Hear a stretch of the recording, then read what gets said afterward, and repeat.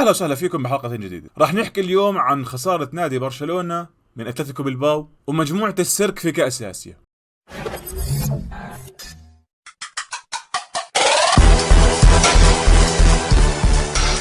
نبلش حلقتنا انه نحكي عن برشلونة وخسارته مع اتلتيكو بلباو. راح احكي سريع لانه نعل قلبي منهم، انهبلت. خسر نادي برشلونة من اتلتيكو بلباو بثمن النهائي من كأس ملك اسبانيا، لا وبنتيجة 4-2. هاي النتيجة صارت طبع على النادي خلص. ولما تروح برشلونة كل 4، مدريد طعمها 4، جيرونا طعمها 4، بلباو طعمها 4. واحد من الشارع مر قدام نادي برشلونة فقعوا في الأربعة. ايش في المباراة؟ بلشها بلباو باول ثواني المباراة، يلا هوب هوب طلع بيهم جول. طيب كنا كأنك نادر، شكلنا اكلنا نتيجة منيحة زيادة على اللزوم. برشلونة حسن موضوعه شوي في الشوط الاول، جاب الاول التعادل، جاب الثاني هوب، بس بنفس الوقت الاداء كان سيء. ما في اداء اصلا. برشلونه جاب لي جوال ما بتعرف كيف. صراحه انا بالمره مش عجبني كان الاداء، حتى لو كان برشلونه متقدم في المباراه. في الشوط الثاني في بدايته نزل اتلتيكو بالباو حامي، حميان النادي، حميان نار، فيش عندهم من مرحمين هدول. نزلوا على برشلونه حميانين، هوب خبطوا فيهم التعادل. ايه شو اللي بصير؟ قاعدين مش عارف، مش فاهمين ايش فيه. برشلونه هو نفسه مش فاهم. والشوط الثاني عباره عن مسح ارض في برشلونه. اتلتيكو بالباو بهدلهم. في الاشواط الاضافيه صار في تحسن، فيش تحسن. التبديلات زي الزفت،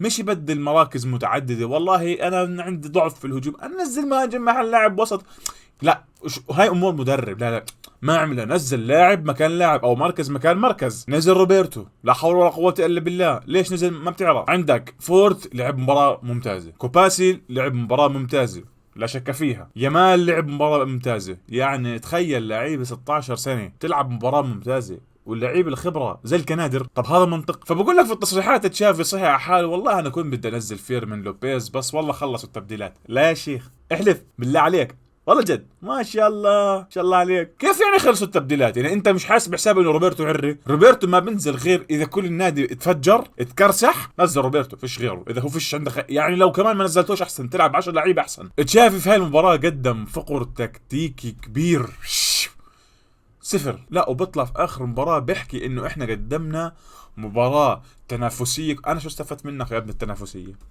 انا شو استفدت منك؟ تقدم انت مباراه تنافسيه تطلع من الكاس، انا شو استفدت منك؟ انا شو بدي فيك؟ برشلونه جاي ينافس، مش جاي ينافس. وكل ما تحكي له شغله اللي شايف بقول لك انتوا اصلا جبتوني من السد، كنت في مركز رابع واحنا بدينا المشروع يعني تقدمنا في المشروع بسرعه، وكانت الطموح انه نوصل ثاني ونتاهل ابطال.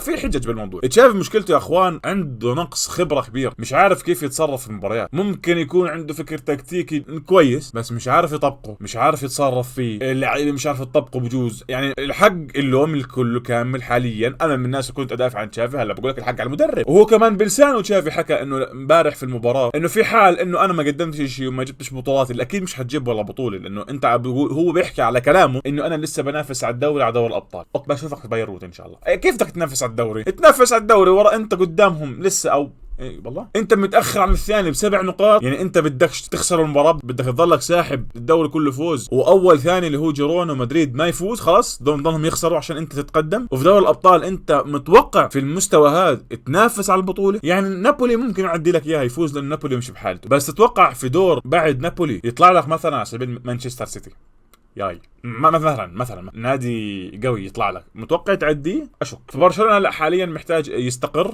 ينسى الموسم كله، يلعب عادي، المهم يفوز. زبطت معنا بالشانس، فزنا دوري كان بها، ما زبطت انسوا. بس اهم اشي شايف في تدني مستوى عظيم لكوند عباره عن قمامه، ولد تايه. الجول الرابع الاخير مش عارف شو يعني، بأشر على الطابه. والله كابتن بالله انت هجوم لها لاني انا زهقت، انا تعبان بالله انت هجوم لها بجد. بتحكي كوند هذا الموسم بقدم اسوأ موسم له من اول ما جاء برشلونه، اللي هم ثالث موسم اخر موسم له. اللي بقى الصحافه بتطلع بتحكي عندك عنده مشاكل شخصيه، واللي بيطلع بقول لك افتقد لاصدقائه كيس ودم. روحوا لهم يا اخي، الله معاك، يلا كحل. وفي الجهه الثانيه كمان بالهجوم يمين يامال لا يتحمل المباراه بالمره. اللي بحمل عبء المباراه ليا واحد عمره 16 سنه يروح يحضر تنس مائي احسن له. والله ما لا تحمل ولد صغير عبء المباراه، لانه لساته ولد صغير واحد، روح احكي لليفاندوفسكي العري، لا بدك ناقش ديونج، حط الحق عليه، حط على اراخو، حط على لعيبه الكبار اللي هي اساس الفريق اساسا، مش واحد عمره 16 سنه كمان 20 سنه او كمان 10 سنين لسه ليصير 27 سنه. اصحى. هاي كان كلامنا عن مباراه برشلونه واتلتيكو بالباو. نيجي لكاس اسيا. تاهل المنتخب الاردني في تدبيل شيخ كبه لمنتخب البحرين، وبلعوا مين؟ اليابان. يا اخوان لعبه كراسي كان، مش معقول اللي عملوه في المباراه هاي. المنتخب مش حاب يلعب، طول الوقت بيستحوذ استحواذ ما لهش داعي في المباراه اساسا، وبيلعب لورا، بدوش يطلع طابه من نص الملعب. واضح انه بدوش يلعب مع اليابان. في تصريح حكى يزن عماد انه احنا مش خايفين من حدا بمعنى، وعنا على البطوله وحابين نحقق البطوله. كلام جميل، وانا مبسوط من هذا التصريح، دلاله انه احنا تخطينا مرحله اداء المشرف. بس كلامك يوحي انه عادي اذا تاهلت اول عادي تلعب ضد اليابان، ما في اي مشكله. فليش انت هيك يصير؟ هلا احنا مبسوطين انه مش هنلعب مع اليابان، ما اختلفناش، بس يعني هاي في نفسيه اللاعب مش حلوه. في التحليل على القنوات الرياضيه كابتننا حكى انه راح المنتخب حط عبء كبير عليه في هاي الطريقه، انه بده يلعب، مفكر حاله راح يلعب مع منتخب سهل لما يصير ثالث وبالاخر يخسر، فلا لازم هلا خاوة عنه يفوز على التصرف اللي عمله. يعني المباراه المجموعه جدا متخلفه، كانت مجنونه والله مجنونه.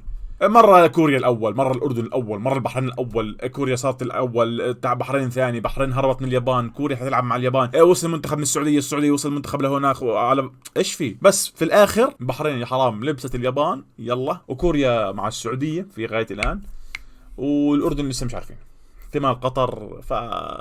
في فيديو راح احكي فيه ان شاء الله توقعاتي، يلا نعمل زي اليوتيوبرز عن قرعة الدور 16. بس يا اخوان هاي كانت حلقة لهذا اليوم، لا تنسوا تعملوا لنا لايك شير وسبسكرايب وفعلوا زر الجرس عشان يوصلكم كل جديد. سلام.